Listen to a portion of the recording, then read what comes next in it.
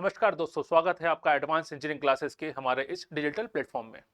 दोस्तों, आज हम मिल रहे हैं एक नए प्रारूप के साथ, एक नए कलेवर में, एक नए ठीक रूबरू हो रहे हैं अपनी एक टेस्ट सीरीज। इसका नाम है महातांडव। हमने पिछली क्लासों में हमने अपने सिलेबस को पूरा कवर तो कर लिया है, लेकिन कवर करने के साथ साथ मालूम होना चाहिए कि हमने कितना समझ में आया और हमारे जो कुछ प्रश्न आएंगे उसके रूप में आएंगे, किस लेवल पे क्वेश्चन पूछे जाएंगे, किस लेवल पे हमारे डाउट क्लियर जरूरी है, किस लेवल पे हमारे जो प्रश्न आएंगे उसको सॉल्व कैसे करेंगे, चार ऑप्शन में सबसे अच्छा आंसर कैसे चुना जाएगा। इन सब चीज़ों के बारे में आज हम जानने का प्रयास करेंगे। तो आज हम अपनी महातांडव टेस्ट सीरीज में शुरुआत कर रहे हैं एमपीजीके के बारे में, जिसके आज हम 20 प्रश्न देखेंगे हर एक लेक्चर में। ये टेस्ट सीरीज आपकी अच्छा आपको पूरा सिलेबस कवर करने की कोशिश करेगी, जो आपके सिलेबस में मेंशन किया गया है, पाठ्यक्रम में मेंशन किए जो टॉपिक आपके, उन सारे टॉपिक को कवर करने का प्रयास करेगी। तो महातांडव टेस्ट सीरीज का उद्देश्य है कि आपका अपना अपना अपनी जो अपनी पढ़ाई की है उसका मूल्यांकन बेहतर तरीके से कर सके। तो आज हम टेस्ट सीरीज में शुरुआत करने वाले हैं एमपीजीके के, जिसके हमने लेक्चर पूरे हो चुके हैं। इसी टेस्ट सीरीज में आज हम देखेंगे हर एक लेक्चर में ठीक है मैक्सिमम क्वेश्चनों को सॉल्व करने का प्रयास करेंगे। हर एक क्वेश्चन को जानेंगे, उसके ऑप्शन को जानेंगे, उस ऑप्शन में सबसे बेहतर ऑप्शन कैसे चुना जाए उसको जानने का प्रयास करेंगे। चलिए शुरुआत करते हैं आज का हमारा महातांडव टेस्ट सीरीज का पहला लेक्चर। ठीक है, पहला प्रश्न आता है आज हमारा, जो पहला क्वेश्चन है हमारे टेस्ट सीरीज का, ठीक है, वो मिलता है आपको इतिहास से। ठीक है, चलिए, इतिहास अपने आप को दोहराता है, सुना भी है, तो चलिए इतिहास दोहरा लेते हैं, थोड़ा सा जानकारी ले लेते हैं इतिहास के बारे में। पहला क्वेश्चन जो है आपका है वो है गुप्त काल में सोने के सिक्के, ठीक है, गोल्ड कॉइन्स किस जिले से प्राप्त हुए हैं। यहाँ पे दो क्वेश्चन पूछे जा रहे हैं, सोने के सिक्के गोल्ड कॉइन्स की बात हो रही है, और आपके महत्वपूर्ण क्वेश्चन पूछे जा रहा है किस काल के पूछे जा रहे हैं, गुप्त काल के।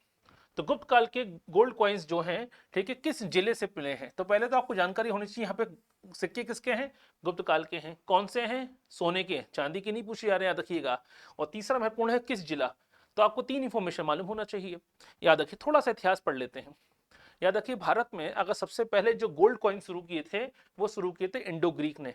याद रखिए, इंडो ग्रीक, इसको हिंद यूनानी शासक कहा जाता है, इंडो ग्रीक ने शुरू किए थे।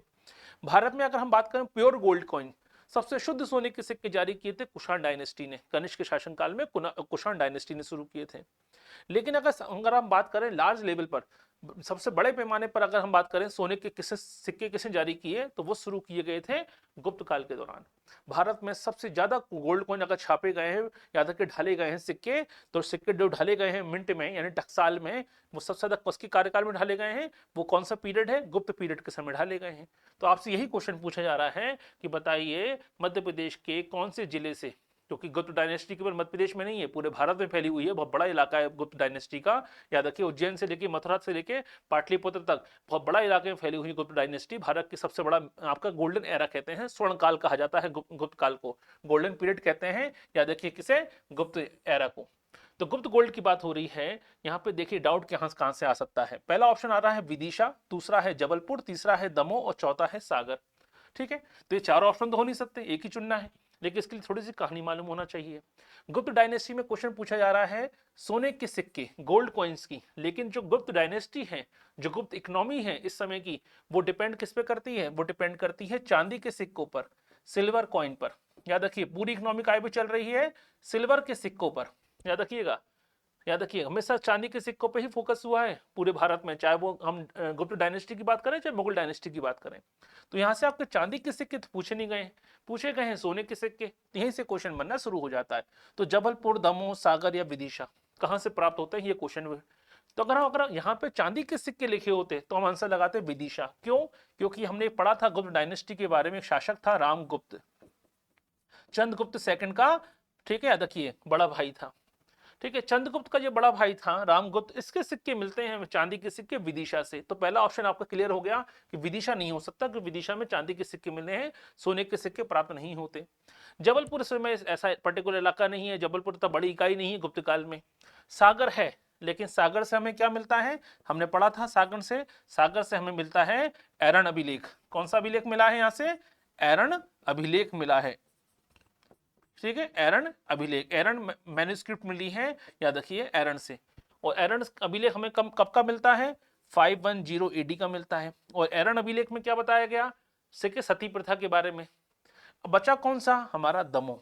याद रखिए। तो एरन फेमस है सागर जिले में सती प्रथा के लिए, विदिशा फेमस है रामगुप्त में चांदी के सिक्के के लिए, और क्वेश्चन पूछा गया है सोने के सिक्के का सही आंसर क्या आएगा इसका सही आंसर आएगा दमोह। दमोह वो जिला है जहां से हमें गुप्त काल के सोने के सिक्के प्राप्त होते हैं। क्लियर है? तो देखिए हमने कितनी इंफॉर्मेशन इकट्ठी करी एक क्वेश्चन को सॉल्व करने के लिए, इतनी इंफॉर्मेशन होनी चाहिए। तो आपको एरन अभिलेख हमने पढ़ा था 510 एडी का, ये भी मालूम पड़ गया। आपको रामगुप्त के चांदी के सिक्के कहां से मिले, अगर ये क्वेश्चन आ जाए तो मालूम होना चाहिए विदिशा से मिले। लेकिन क्वेश्चन पूछा गया है गोल्ड कॉइन्स के बारे में, सोने के सिक्कों के बारे में, इसका आंसर क्या आएगा? इसका आंसर आता है दमोह। याद रखिए दमोह जिले से हट्टा तहसील, कौन सी तहसील है? हट्टा तहसील के कौन सा गांव है? सकोर गांव, गांव का नाम क्या है? सकोर। याद रखिए तो दमोह जिले के हट्टा तहसील के सकोर गांव से हमें गुप्त काल के सोने के सिक्के प्राप्त होते हैं। लेकिन अगर चांदी के पूछते हैं तो चांदी का आंसर लगाते हैं विदिशा। किसके शासक है? शासक है किसके शासनकाल के प्राप्त होते हैं? रामगुप्त के शासनकाल के। लेकिन चांदी के, सिल्वर के, याद रखिए गोल्ड के नहीं। गोल्ड के कहां से आंसर आएगा? तो हमारा सही आंसर क्या हो गया? दमोह। क्लियर है पहला क्वेश्चन? चलिए तो हम हर एक क्वेश्चन के बारे में उसका पीछे बैकग्राउंड जो है, इंफॉर्मेशन जो है वो जानने का प्रयास करेंगे। दूसरा प्रश्न आता है हमारा कि मध्य प्रदेश में किस जिले में मामा भांजे शैलाश्रय? मामा भांजा शैलाश्रय क्या होता है? शेल्टर, यानी बर्फ से बनी कोई गुफा या बर्फ से बना कोई चट्टानों से बनी कोई गुफा या चट्टानों से बना कोई आपका शेल्टर। शेल्टर होम होता है, कहते हैं शेल्टर है, रहने की जगह, छुपने की जगह। याद रखिए तो जहाँ पे लोग अपना जीवन यापन करते हैं। तो यही कारण है कि मामा भांजे शैलाश्रय के बारे में पूछा जा रहा है आपसे एग्जाम में कि मामा भांजे शैलाश्रय कहाँ पर है। अब ऐसे जब नाम स्पष्ट है, जिससे आपसे कोई पूछे सास बहू का मंदिर कहाँ पर है, तो वो ग्वालियर जिले में है। याद रखिएगा तो ग्वालियर में आता है। ऐसे ही मामा भांजा, अब मामा भांजा तो 50 हर जिले में तो मंदिर होंगे नहीं, नाम से स्पष्ट हो रहा है। तो मामा भांजे रॉक शेल्टर कहां पर है, ये क्वेश्चन पूछा जा रहा है। इससे क्वेश्चन के लिए आपको मालूम होने 4 जिले ऑप्शन दिए गए हैं। 4 ऑप्शन क्या क्या है? होशंगाबाद, कटनी, मुरैना और सिंगरौली, ये 4 ऑप्शन हैं। अब देखिए मामा भांजा रॉक शेल्टर की बात हो रही है, इसमें आप तुक्का लगा ही नहीं सकते। इसलिए लगा नहीं सकते कि इसका कोई लॉजिक नहीं है, कोई मंदिर नहीं है अपने आप में ये। याद रखिए तो मामा भांजा शैलाश्रय जो है अपने आप में ऐसे क्वेश्चन में लॉजिक लगाने की संभावना बहुत कम हो जाती है, याद रखना पड़ेगा। लेकिन अगर आपने नहीं पढ़ा है तो थोड़ा जानकारी होनी चाहिए। ये आता है पचमढ़ी में, ठीक है। याद रखिए कहां पर है? पचमढ़ी में। पचमढ़ी में जगह है आपके पनार पानी, ठीक है, पनार पानी नाम की इलाका है। पनार पानी के इलाके में ये शैलाश्रय या शेल्टर बना हुआ है। अब पचमढ़ी काय में आता है? पचमढ़ी आपको मालूम है ये आता है होशंगाबाद डिस्ट्रिक्ट में आता है। काय में आता है? होशंगाबाद डिस्ट्रिक्ट में आता है। तो सही आंसर क्या हो जाएगा इसका सही आंसर आ जाएगा होशंगाबाद। क्लियर है यहाँ तक? तो ऐसे क्वेश्चन आने की संभावना ज्यादा होती है जिसमें पूरे यूनिक क्वेश्चन होता है अपने आप में। अब आपको याद रखना पड़ेगा, ठीक है, इसमें कोई भूलने वाला चीज भी नहीं। एक बार अगर आपने क्वेश्चन सॉल्व कर लिया है तो आपको वैसे याद रहेगा कि मामा भांजे रॉक शेल्टर कहां पर है, मामा भांजे शैलाश्रय कहां पर है, होशंगाबाद में। अब अगला क्वेश्चन क्या बन सकता है? हो सकता है होशंगाबाद ना पूछे, अब आपके इलाका पूछ लें, तो आपको इलाका मालूम पड़ गया। कौन सा इलाका है? पचमढ़ी के इलाके में। क्लियर है यहाँ तक? तो ये क्वेश्चन मालूम पड़ गया, याद रखिएगा। तो पनार पानी जो इलाका है पचमढ़ी का, उसके पास में ये आपके शेल्टर बना हुआ है, इसे कहते हैं मामा भांजे रॉक शेल्टर। क्लियर है? ऐसे क्वेश्चन को याद कर लीजिए क्योंकि ऐसे क्वेश्चन गलत कभी नहीं होते। अगर आपको मालूम है, एक बार सुना भी है अगर आपने, तो भी गलत नहीं होने वाले, क्योंकि कोई यूनिक है अपने आप में। जैसे किसी को सुन लिए जाए एक बार, अगर आपने समझ लिया है सास बहू का मंदिर कहां पर है, मालूम है ग्वालियर में है, आपको अगर क्वेश्चन आएगा तो गलत होने की संभावना बिल्कुल है ही नहीं, क्योंकि इसमें कोई डाउट नहीं है, इसमें कोई कंफ्यूजन नहीं आने वाला। सास बहू का मंदिर 50 नहीं हो सकती, एक ही मंदिर है ग्वालियर में, याद रखिएगा। क्लियर है? चलिए शुरुआत करते हैं। तीसरा क्वेश्चन हमारा जो आता है हमारे टेस्ट सीरीज का क्वेश्चन है भाई, बाघ की गुफाएं जो चित्रकारी का संबंध किस वंश से है। अब यहां से क्वेश्चन क्या पूछा गया है? बाघ की गुफाएं। लेकिन देखिए आपके क्वेश्चन में ही एक आंसर छुपा हुआ है, एक और क्वेश्चन छुपा हुआ है। डायरेक्ट क्वेश्चन बन सकता है बाघ की गुफाएं कौन से जिले में है, तो देखिए आंसर छुपा हुआ है धार जिले में है। तो पहला क्वेश्चन, एक और क्वेश्चन सॉल्व हो गया। तो अब यहाँ पर टेस्ट सीरीज का यही उद्देश्य होता है, ठीक है, ज्यादा से ज्यादा आपने जो पढ़ा है उसके रिविजन भी कर सके और नए नए क्वेश्चन बनाना सीख सके हम। तो हमारे क्वेश्चन में लिखा हुआ है कि जो वही धार डिस्ट्रिक्ट में कौन सी गुफाएं हैं, याद रखिएगा, इसे कहते हैं पेंटिंग ऑफ बाघ, ठीक है, बाघ की गुफाओं की चित्रकारी। बाघ गुफाएं फेमस क्यों है? चित्रकारिता के लिए। आपने सुना होगा जनता की गुफाएं, एलोरा की गुफाएं, उदयगिरी की गुफाएं, ठीक है, आपके पांडव गुफाएं आपने सुना होगा, ठीक है, शंकराचार्य की गुफाएं, मारा की गुफाएं, मृगेंद्रनाथ की गुफाएं, राजा भर्तरी की गुफाएं, कितनी सारी केव हैं, तो कुछ जानकारी मालूम होना चाहिए। अब यहाँ पे पहला जो क्वेश्चन लिखा है, इसी क्वेश्चन में हमें एक और नया जवाब मिल गया कि बाघ की गुफाएं कौन से जिले में है, धार डिस्ट्रिक्ट में आती हैं, याद रखिए। अब बाकी गुफाओं की बात हो रही है तो आपसे क्वेश्चन ये भी पूछ सकते हैं कि उदयगिरी की गुफा कहां पर है, उदयगिरी केव कहां पर है, ये भी क्वेश्चन आ सकता है। उदयगिरी पूछा गया है तो आपसे ये भी पूछ सकते हैं कि मृगेंद्रनाथ की गुफा कहां पर है, ठीक है, मृगेंद्रनाथ की गुफा कहां पर है? मृगेंद्रनाथ की गुफा कहां पर है? अगर मृगेंद्रनाथ पूछा गया है तो आपसे ये भी पूछ सकते हैं शंकराचार्य की गुफा कहां पर है। ठीक है, शंकराचार्य केव कहां पर है? शंकराचार्य पूछा गया है तो ये भी पूछ सकते हैं मारा गुफा कहां पर है। ठीक है, मारा की गुफा कहां पर है? ठीक है, मारा की गुफा कहां पर है?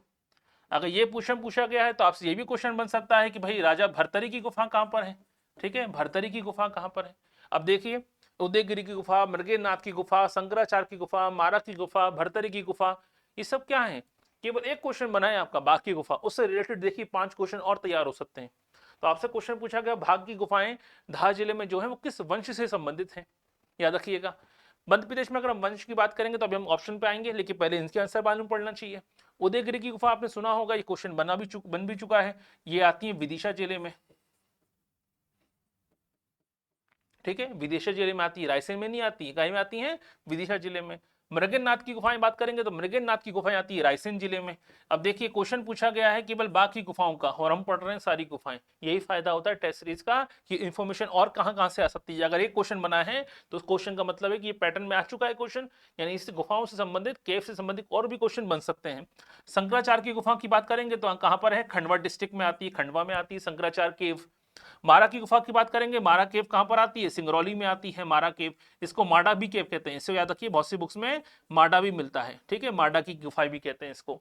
अगर भर्तरी की गुफाओं की बात करेंगे तो हम जानते हैं राजा भर्तरी कहाँ के थे? उज्जैन के रहने वाले थे, उज्जैन में है ये। तो देखिए एक क्वेश्चन आया बाघ की गुफा, लेकिन हमने कितने क्वेश्चन सॉल्व कर लिए? 5 क्वेश्चन और सॉल्व कर लिए अगर यहाँ से क्वेश्चन आ जाए। लेकिन हमारे क्वेश्चन में ये नहीं पूछा गया कि बाघ की गुफा है कहां पर है, वो पूछ रहा है, ये तो क्वेश्चन हमने दे ही दिया उसने, धार जिले में है। वो पूछ रहा है किस वंश से संबंधित है। याद रखिए, भारत मध्य प्रदेश में ज्यादातर जो गुफाएं हैं, याद रखिए, या तो वो स्थानीय शासकों ने बनवाई थी, याद रखिए। लेकिन हमारे यहाँ सबसे बड़ा जो इलाका अगर हम देखें, सबसे बड़ी डायनेस्टी जो हमारे भारत मध्य प्रदेश में छाई रही है वो है गुप्त डायनेस्टी। जैसे उदयगिरी में, उदयगिरी की जो गुफाएं हैं ये भी गुप्त काल में, गुप्त डायनेस्टी के समय ही बनाई, गुप्त पीरियड में ही बनाई गई हैं, याद रखिएगा। अब बाकी देखिए, अब 4 ऑप्शन देखिए। आपने परिवारजक वंश के बारे में बहुत कम सुना होगा, आपने ओलिगर वंश के बारे में बहुत कम सुना होगा, ये बहुत छोटे सर्वे वंश हैं। इन सभी वंशों में अगर 2 बड़े वंश की बात करें तो गुप्त डायनेस्टी और मौर्य डायनेस्टी, ये बहुत बड़ा इलाका है। लेकिन मौर्य डायनेस्टी का इलाका जो हमारे यहाँ उज्जैन विदिशा तक है, इसमें कोई दो राय नहीं है, क्योंकि उज्जैन का गवर्नर था कौन? अशोक, जो मौर्य डायनेस्टी का शासक बना आगे जाकर। लेकिन मौर्य डायनेस्टी ने ज्यादातर काम पटना के इलाकों में, बिहार के इलाकों में, ठीक है, याद रखिएगा, उस इलाकों में हुआ, यानी सेंट्रल इंडिया और ईस्टर्न इंडिया की बात हो रही है। लेकिन मध्य प्रदेश में अगर ज्यादा हम देखें, गुप्त डायनेस्टी का प्रभाव ज्यादा रहा है, याद रखिएगा। यही कारण है कि हमारे यहाँ जब भी हम क्वेश्चन की बात करते हैं कि भाई बाघ की गुफाओं की बात हो रही है, ज्यादातर गुफाएं हमारे यहाँ गुप्त डायनेस्टी के समय ही बनी हैं। और जो बाघ की गुफाएं हैं, गुफा याद रखिएगा, इनका जो निर्माण हुआ वो भी किसके समय हुआ है? तो हमारा सही आंसर आएगा हमारा, याद रखिए, वो है हमारा गुप्त डायनेस्टी। क्लियर यहां तक? तो हमारा क्वेश्चन क्या आ सकता है? तो आंसर क्या होगा हमारा? गुप्त वंश के समय इसकी स्थापना की गई या इसके संबंधित है। तो बाकी गुफा का संबंध किससे है? गुप्त डायनेस्टी से है। अगर अगला क्वेश्चन अगर आ जाए, उदयगिरी की गुफाओं का संबंध किससे है, उदयगिरी केव का रिलेशन भी किससे है, तो ये भी आंसर क्या आएगा? गुप्त डायनेस्टी ही आंसर आएगा, याद रखिएगा। तो मध्य प्रदेश के धार जिले की जो गुफाएं हैं वो किससे संबंधित हैं? गुप्त डायनेस्टी से संबंधित हैं। तो हमने केवल एक क्वेश्चन सॉल्व नहीं किया, हमने उससे रिलेटेड 5 क्वेश्चन और सॉल्व कर लिए। क्लियर है? चलिए आगे बढ़ते हैं। ये हमारे 3 क्वेश्चन हो गए। अब आता है हमारा चौथा क्वेश्चन। हमारा जो 4th क्वेश्चन है उसको पहले समझिए। ठीक है, हमारे 4th क्वेश्चन में कहा गया है कि भाई यूनानी राजदूत कौन है? ये यूनानी ग्रीक एम्बेसडर, ग्रीक को अंग्रेजी में क्या कहते हैं? यूनानी कहते हैं। कौन है? हेलियोडोरस। ठीक है, जब विजिट करने आया था तो उस समय सुंग डायनेस्टी जो शासक है, सुंग डायनेस्टी जो है उस समय, ठीक है, उसमें शासन कौन कर रहा था उस समय? किंग कौन था, राजा कौन था? तो देखिए 4 इंफॉर्मेशन मालूम पड़ी आपको। इस क्वेश्चन का पढ़ के आपके 2 क्वेश्चन तो और सॉल्व हो जाते हैं। पहला क्वेश्चन आता है ग्रीक एम्बेसडर है कौन? उसका नाम है हेलियोडोरस। क्या नाम है? हेलियोडोरस। तो पहला क्वेश्चन इनसे सॉल्व हो गया कि हेलियोडोरस किसके शासन काल में भारत आया। तो इस समय सुंग डायनेस्टी भारत में मध्य में शासन हो रहा है विदिशा के इलाकों में, याद रखिएगा। तो हमने सुंग डायनेस्टी पढ़ा भी था, अगर आपने हिस्ट्री वाली क्लास ज्वाइन की होगी आर्ट एंड कल्चर की, तो उसमें देखिएगा हमने डायनेस्टी वाले टॉपिक में सुंग डायनेस्टी पढ़ी है। पुष्यमित्र सुंग के बारे में पढ़ा था जो इसका फाउंडर था। तो सुंग वंश का फाउंडर कौन है ये मालूम होना चाहिए। तो सुंग वंश का फाउंडर है पुष्यमित्र सुंग। ठीक है, ये क्वेश्चन बन गया। तो पुष्यमित्र सुंग कौन है? पुष्यमित्र सुंग, यही पुष्यमित्र सुंग, याद रखिएगा। ये कौन है? इसके फाउंडर हैं। पहला क्वेश्चन बन गया। दूसरा क्वेश्चन है हेलियोडोरस किसका राजदूत है या किसका एम्बेसडर है, तो ये मालूम होना चाहिए। हेलियोडोरस की बात हो रही है, हेलियोडोरस किसका एम्बेसडर है, ये एंटियोलकिस का एम्बेसडर है, एंटियोलकिस। ठीक है, तो एंटियोलकिस का एम्बेसडर है, तो ये भी मालूम पड़ गया किसने भेजा है। क्वेश्चन पूछा ना, ग्रीक एम्बेसडर है तो किसके, किसी ना किसी का तो एम्बेसडर होगा, किसी ना किसी के राजदूत तो होगा ना, किसका राजदूत है ये मालूम होना चाहिए। तो शासक का नाम, किंग का नाम क्या है, एंटियोलकिस है, याद रखिए। तो एक और क्वेश्चन सॉल्व हो गया। सुंग डायनेस्टी का फाउंडर कौन है, पुष्यमित्र सुंग, ये भी मालूम पड़ गया हमें। लेकिन हमारा जो क्वेश्चन पूछा जा रहा है कि भाई हेलियोडोरस किसके शासनकाल में जब आया था, तो सुंग डायनेस्टी के समय आया है, लेकिन उस समय पुष्यमित्र सुंग नहीं है, याद आ, उस समय उस समय कौन शासक है ये क्वेश्चन पूछा जा रहा है। लेकिन हमें एक और क्वेश्चन मालूम पड़ गया कि हेलियोडोरस की बात आ रही है, और मध्य प्रदेश जब हम पढ़ते हैं तो हेलियोडोरस पिलर की बात आती है, हेलियोडोरस स्तंभ की बात आती है। किसकी बात आती है, हेलियोडोरस स्तंभ, जिसको हम लोग कहते हैं गरुड़ स्तंभ। क्या कहते हैं, गरुड़ पिलर, यानी हेलियोडोरस पिलर को ही हम लोग क्या कहते हैं, हेलियोडोरस पिलर या गरुड़ स्तंभ कहते हैं। और ये कौन से जिले में आता है, क्योंकि सुंग डायनेस्टी की कैपिटल क्या थी, सुंग डायनेस्टी की कैपिटल है विदिशा, याद रखिएगा। तो देखिए एक क्वेश्चन था लेकिन 5 क्वेश्चन बन चुके हैं इस टॉपिक से। पहला क्वेश्चन क्या पूछा क्या गया है, यूनानी राजदूत हेलियोडोरस जब भारत में आया था, सुंग डायनेस्टी में आया, उस समय सुंग डायनेस्टी का राजा कौन है। तो राजा 4 ऑप्शन लिखे हुए हैं, ये तो बड़ा आसान हो जाएगा क्वेश्चन। हम एक क्वेश्चन सॉल्व करने कौन बैठे हैं, हम एक क्वेश्चन की जगह उससे रिलेटेड और क्या क्या क्वेश्चन बन सकते हैं उस टॉपिक से रिलेटेड, ये भी हमें जानना जरूरी है। तो देखिए इसमें टॉपिक में मालूम पड़ा कि पहला तो यूनानी राजदूत है, तो किसका राजदूत है, एंटिओलकस का एम्बेसडर है। किसके शासन में आया है, सुंग डायनेस्टी में। सुंग डायनेस्टी का फाउंडर कौन है, हम पढ़ चुके हैं, पुष्यमित्र सुंग। सुंग डायनेस्टी की कैपिटल क्या थी, विदिशा। जो हेलियोडोरस आया है एम्बेसडर, ठीक है, इसने क्या एस्टेब्लिश करवाया, इसने एस्टेब्लिश करवाया था हेलियोडोरस पिलर। हेलियोडोरस पिलर है कहां पर, विदिशा में है। तो देखिए 5 क्वेश्चन सॉल्व हो गए, ठीक है। लेकिन हमारा जो आंसर है वो तो अभी भी बचा हुआ है कि भाई हमारा आंसर क्या होगा। तो देखिए जब हम बात करते हैं पुष्यमित्र सुंग की डायनेस्टी की बात करते हैं, तो इतनी बड़ी डायनेस्टी नहीं है, मध्य प्रदेश में के नॉर्दर्न पार्ट में, सेंट्रल मध्य प्रदेश में एक छोटी सी डायनेस्टी है, इसलिए इसके बारे में, सारे राजाओं के बारे में आपने सुना भी नहीं होगा, याद रखिए। तो पुष्यमित्र सुंग तो आपने सुना होगा, इसलिए आप वो लगा देंगे आंसर, लेकिन ये गलत हो जाएगा। क्यों, क्योंकि जब हेलियोडोरस आया था उस समय पुष्यमित्र सुंग डेथ हो चुकी है, उस समय नहीं था, ठीक है, याद रखिएगा। उस समय जो शासक है उसका नाम है भागभद्र, याद रखिए क्या नाम है, भागभद्र। तो भागभद्र के शासनकाल में याद आया था कौन, याद रखिए पुष्यमित्र सुंग के शासनकाल में नहीं आया, जबकि हम जब भी हम सुंग डायनेस्टी पढ़ते हैं तो पुष्यमित्र सुंग का ही नाम सब दिमाग में हमारे रहता है, लेकिन पुष्यमित्र सुंग के समय से ही, बल्कि भागभद्र के शासनकाल में ही याद रखिए कौन आया था, हेलियोडोरस आया था, जिसने स्तंभ भी लगवाया है विदिशा में, ठीक है। तो देखिए और किसका एम्बेसडर है, ये एम्बेसडर है एंटिओलकिस का। तो 4 से 5 क्वेश्चन सॉल्व होगा हमारे केवल एक टॉपिक को पढ़ने से ही, ठीक है। ठीक है, तो क्या मालूम पड़ा हमें कि सुंग डायनेस्टी के समय कौन आया था, भागभद्र के शासनकाल में आया था कौन, ग्रीक राजा। ग्रीक राजा का नाम क्या था, लिखा भी हमने, एंटिओलकिस, लिखा ही है एंटिओलकिस, याद रखिए। कहां पर आया था, विदिशा आया था। क्यों, विदिशा किसकी कैपिटल है, विदिशा कैपिटल है सुंग डायनेस्टी की। और विदिशा में ही क्या स्टैब्लिश करवाया, विदिशा में लगवाया हेलियोडोरस पिलर। क्लियर यहां तक। इसको गरुड़ स्तंभ भी कहते हैं, क्यों कहते हैं, क्योंकि सुंग डायनेस्टी इंडिया की पहली ब्राह्मण डायनेस्टी है। याद रखिए भारत का पहला ब्राह्मण शासक कौन है, याद रखिए वो है पुष्यमित्र सुंग। क्लियर है, अभी तक भी शासक आ रहे थे सब क्षत्रिय कुल से आ रहे थे, भारत में पहली बार ब्राह्मण डायनेस्टी आती है। ब्राह्मण डायनेस्टी 3 डायनेस्टी आएंगी, याद रखिएगा, एक सुंग डायनेस्टी है, एक कलम डायनेस्टी और एक सातवाहन डायनेस्टी है। हमारे लिए पुष्यमित्र सुंग या सुंग डायनेस्टी ही महत्वपूर्ण है हमारे एमपी के पर्सपेक्टिव में। क्लियर है यहाँ तक। तो पुष्यमित्र सुंग या सुंग डायनेस्टी से कितने क्वेश्चन बन सकते हैं वो हमने जानने का प्रयास किया। चलिए 4 क्वेश्चन हो गए, अब आते हैं 5वां क्वेश्चन पे। अब 5वां क्वेश्चन क्या है, मैच द कॉलम वाले क्वेश्चन आ गए। हम चर्चा करते थे हमेशा कि भाई पेपर में मैच द कॉलम वाले क्वेश्चन भी आ सकते हैं। अब देखिए यहाँ पे क्वेश्चन क्या क्या आ रहा है। आपसे क्वेश्चन पूछा गया है इनस्क्रिप्ट से। इनस्क्रिप्ट मतलब अभिलेखों से। अभिलेख मतलब जैसे आजकल लोग क्या कराते हैं, कोई फेसबुक पोस्ट लिखते हैं या मंत्री जी की सड़क का उद्घाटन कराते हैं तो एक बड़ा सा बोर्ड लगवा देते हैं, ठीक है, कि इनके कर कमलों से उद्घाटन कराया गया, यानी संदेश देना, जनता को एक संदेश देने का माध्यम होता है, ठीक है, रखिएगा। ऐसे ही प्राचीन काल में सबसे पहले हम देखें तो अशोक ने शुरुआत करी इस टॉपिक, इस सिस्टम की। अशोक ने अपने शहरों के चौराहों पर, ठीक है, शहर जो होते थे उनकी सीमाओं पर एक पत्थर के अभिलेख लिखवाना शुरू किए, पत्थरों पर अपनी बात, अपने संदेश, अपनी विचार लिखवाना शुरू किए ताकि जनता को मैसेज दिया जा सके। ऐसे ही परंपरा आगे बढ़ती गई और अशोक की परंपरा धीरे धीरे भारत के बहुत से शासकों ने आगे जाकर अपनाना शुरू करी, याद रखिएगा, ठीक है। तो यहां से क्वेश्चन पूछा जा रहा है कि भाई जो अभिलेख लिखवाए गए हैं इनको मैच द कॉलम जमाइए।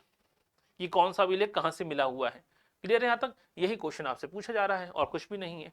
अब 4 अभिलेखों के बारे में पढ़ लेते हैं, फिर 4 इसकी लोकेशन लिखी गई है, मैच द कॉलम जमाना है आपको।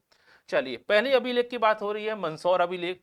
ये तो बड़ा सिंपल सा है, मंदसौर अभिलेख कहां से मिला होगा? मंदसौर से मिलेगा, तो ये तो बड़ा आसान हो गया। पहले हम इसको केवल देख लेते हैं, फिर इसको डिस्कस करेंगे, ठीक है।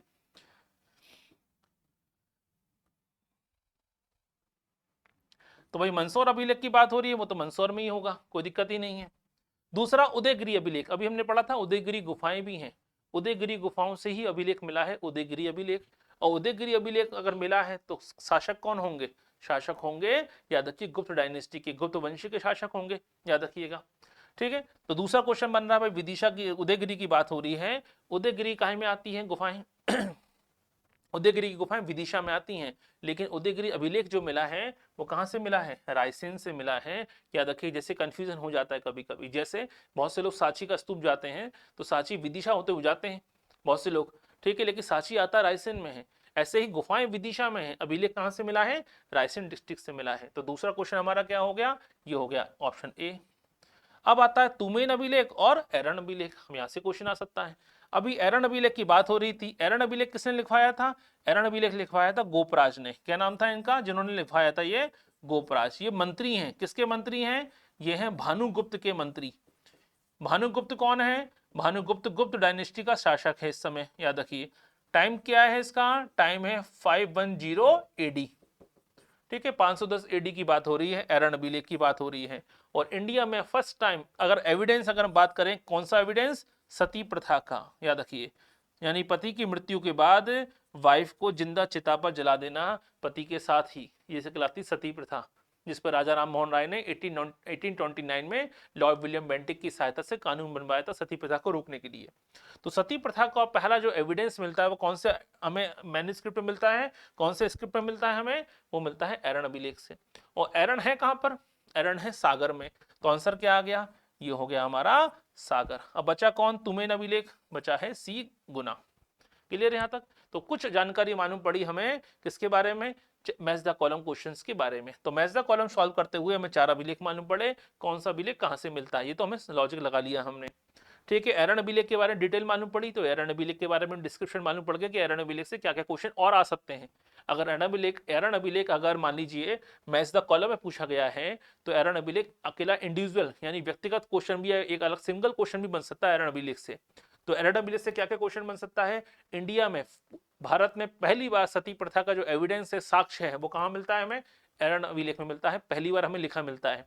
किसने लिखवाया? गोपराज ने लिखवाया था। ये गोपराज है कौन? मंत्री है। किसका मंत्री है? राजा है गुप्त डायनेस्टी के, गुप्त वंश के शासक है भानुगुप्त। यहां से एक और क्वेश्चन पूछा जाता है, जो एरन अभिलेख है उसका टाइम पीरियड क्या है? टाइम पीरियड है 510 एडी, 510 एडी, याद रखिएगा। हाँ, अब एक और देखिए, यहां से लिखा है मंदसौर अभिलेख। जब हमने पढ़ा भी था, जब हम आर्ट एंड कल्चर देख रहे थे, उसमें टॉपिक पढ़ा था हमने डायनेस्टी के बारे में। तो गुप्त डायनेस्टी में एक टॉपिक पढ़ा था हमने मंदसौर अभिलेख में, हमने व्यक्ति का नाम पढ़ा था कुमारगुप्त, ठीक है। तो याद रखिएगा, तो मंदसौर अभिलेख में पहली बार हमें मालूम पड़ता है सूर्य मंदिर का उल्लेख मिलता है, याद रखिएगा। किसका उल्लेख मिलता है? यहां से एक और क्वेश्चन बनता है कि सूर्य मंदिर का उल्लेख, सन टेम्पल इंडिया में सबसे बड़ा कहां पर है? कोणार्क में है, उड़ीसा में, याद रखिए। और मध्य प्रदेश में जो सन टेम्पल है वो कहां पर है? मंदसौर डिस्ट्रिक्ट में आता है। एक और क्वेश्चन सॉल्व हो गया आपका आर्ट एंड कल्चर वाला, कि जो मंदसौर अभिलेख है, सूर्य मंदिर है, वो मंदसौर अभिलेख में उसका मेंशन मिलता है कि भाई कुमारगुप्त ने थोड़ा फंडिंग करी, बाकी आम लोगों जो बुनकर थे उस समय के जो व्यापारी थे, सबने पैसा लगाकर इस मंदिर का निर्माण कराया था। ऐसी जानकारी मिलती है हमें मंदसौर अभिलेख से। और ये कहां से मिला है? मंदसौर से मिला है। अब मंदसौर अभिलेख कहां से मिला है? मंदसौर से मिला है, ये तो बड़ा आसान हो गया। लेकिन अगला क्वेश्चन क्या बन सकता है? एक और क्वेश्चन बन सकता है कि सूर्य मंदिर का उल्लेख हमें कौन से अभिलेख से मिलता है? तो सूर्य मंदिर का उल्लेख जो मिलता है मंदसौर अभिलेख में किया है। सती प्रथा के साक्ष्य कहां से मिलते हैं? सती प्रथा के साक्ष्य एरन अभिलेख से मिलते हैं। ये वो क्वेश्चन है जिससे आने की संभावना ज्यादा होती है। तो देखिए, हमने केवल मैच द कॉलम सॉल्व नहीं किया, हमने 2 क्वेश्चन और सॉल्व कर लिए कि सूर्य मंदिर का उल्लेख कौन से अभिलेख में है और सती प्रथा का एविडेंस कहां से मिलता है। क्लियर है हमारा? ये है हमारा टॉपिक, आंसर आपके सामने लिखे हुए हैं। क्लियर है यहां तक? चलिए ठीक है। तो देखिए, मंदसौर अभिलेख मंदसौर में, उदयगिरी अभिलेख रायसेन में, और तुमेन अभिलेख गुना से, और एरन अभिलेख सागर से। तो ये आंसर तो है ही बड़ा आसान, लेकिन इसके संबंधित और भी क्वेश्चन जो हमने सॉल्व किए, ये भी आपको याद रखने हैं। याद रखिएगा सूर्य मंदिर, याद रखिएगा सती प्रथा के बारे में। चलिए 5 क्वेश्चन सॉल्व हो गए हमारे।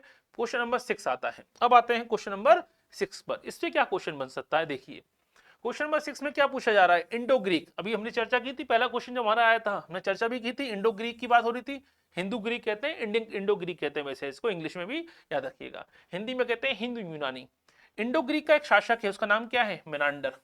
अब क्वेश्चन पूछा जा रहा है कि मेनांडर के सिक्के मध्य प्रदेश में कहां से मिलते हैं। ठीक है, याद रखिए। अब क्वेश्चन क्या पूछा गया, इंडो ग्रीक। इंडो ग्रीक की चर्चा में हमने पहले भी करी थी कि भारत में सबसे पहले अगर सोने के सिक्के गोल्ड कॉइन्स अगर शुरू कराए हैं किसी ने, तो किसने शुरू कराए थे, इंडो ग्रीक ने कराए थे।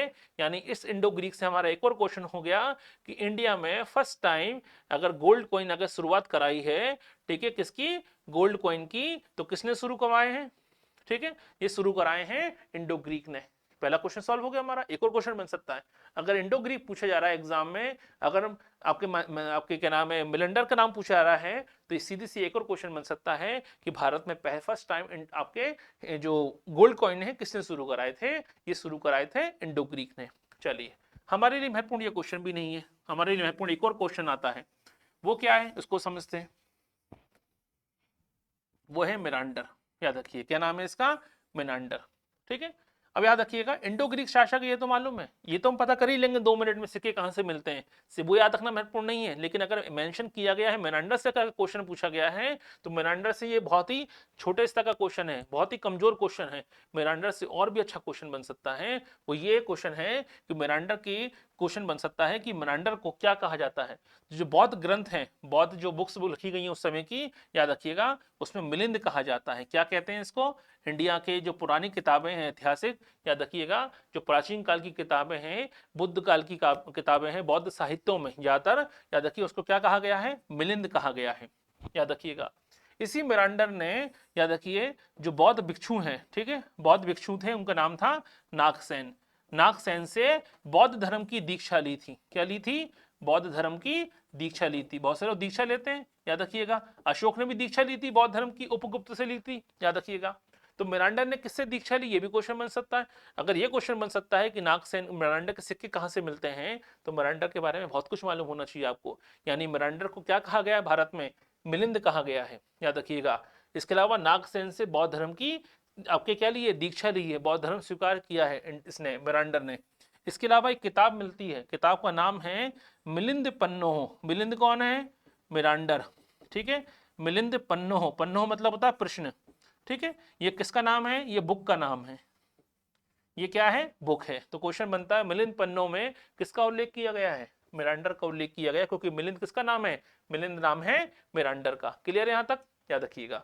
यहां से क्वेश्चन बनता है मिलिंद पन्नो, यानी जब बौद्ध धर्म की दीक्षा लेने से पहले जो विचार विमर्श किया है, क्वेश्चन पूछे हैं कि ईश्वर क्या है, आत्मा क्या है, मृत्यु के बाद क्या होता है, ऐसे जो फिलोसफिकल क्वेश्चन पूछे गए हैं, दार्शनिक प्रश्न पूछे हैं, किसने, मिलिंद ने। किससे पूछे हैं, नागसेन से। उन्हीं प्रश्नों का संकलन किया गया है इसमें, इस बुक में मेंशन किया गया। इस बुक का नाम है मिलिंद पन्नो। तो आपसे एक और क्वेश्चन बन सकता है, मिलिंद पन्नो में किसको मेंशन किया गया है, मिलिंद पन्नो में मेंशन किया गया है मेरांडर को। क्लियर यहां तक। तो देखिए, मेरांडर का नाम आते ही 4 क्वेश्चन सॉल्व हो गए आपसे आराम से। तो पहली बात तो ये, मेरांडर किसका शासक है, इंडो ग्रीक शासक है। ठीक है, दूसरा, मेरांडर को क्या कहा गया है, बौद्ध ग्रंथों में या बौद्ध की जो समय स्क्रिप्ट लिखी गई है बौद्ध ग्रंथ की, बौद्ध धर्म में, उसे मिलिंद कहा गया है। मिरांडा ने किससे बौद्ध धर्म की दीक्षा ली, नागसेन से ली थी। अगला क्वेश्चन बनता है कि मिलिंद पन्नों में किसका उल्लेख किया गया है, मिलिंद पन्नों में मिरांडर का उल्लेख किया गया है, क्योंकि मिलिंद किसका नाम है, मिरांडा का नाम है। अब अगला क्वेश्चन जो हमारा है, वो ये क्वेश्चन पूछा गया कि भैया सिक्के कहां से मिले हैं। याद रखिए, अब सिक्के तो हमने अभी देखे थे, गुप्त काल के सिक्के मिले थे, हमने देखा दामू जिले से मिले हैं गुप्त काल के सिक्के। तो इंडो ग्रीक सिक्के, अगर क्वेश्चन पूछा जाए इंडो ग्रीक सिक्के कहां से मिले या मिरांडा के सिक्के कहां से मिले, तो आंसर आएगा बालाघाट। याद रखिए, इसमें ऐसा कोई लॉजिक नहीं है। तो मैंने पहले भी कहा कि ये क्वेश्चन बड़ा ही, ठीक है, कमजोर क्वेश्चन बन जाता है, क्योंकि मिरांडा का नाम बहुत इतिहास में वो दर्ज है। ठीक है, इंडो ग्रीक शासकों में उससे और महान क्वेश्चन बन सकते हैं, वो क्वेश्चन भी हमने देख लिए कि मिरांडा से क्या क्या क्वेश्चन बन सकते हैं। ठीक है, तो मिरांडा के सिक्के कहां से प्राप्त हुए हैं, सिंपल क्वेश्चन। अगर हम इसको डायरेक्ट केवल सॉल्व कर लेते कि बालाघाट से मिले, तो मिरांडा से और क्वेश्चन आते तो आपसे गलत हो जाते। लेकिन अब गलत नहीं होंगे कि मिरांडा से 2-3 क्वेश्चन और आ सकते हैं, वो भी हमने देखने का प्रयास किया। चलिए आगे देखते हैं। अगला क्वेश्चन है हमारा, क्वेश्चन नंबर 7 है कि भाई चूना उत्पादन में मध्य प्रदेश का कौन सा स्थान है। डायरेक्ट सीधा सीधा क्वेश्चन पूछा गया, लाइमस्टोन के बारे में पूछा रहा है कि जो लाइमस्टोन है, इसमें कंट्री में, देश में हमारा कौन सी रैंक है।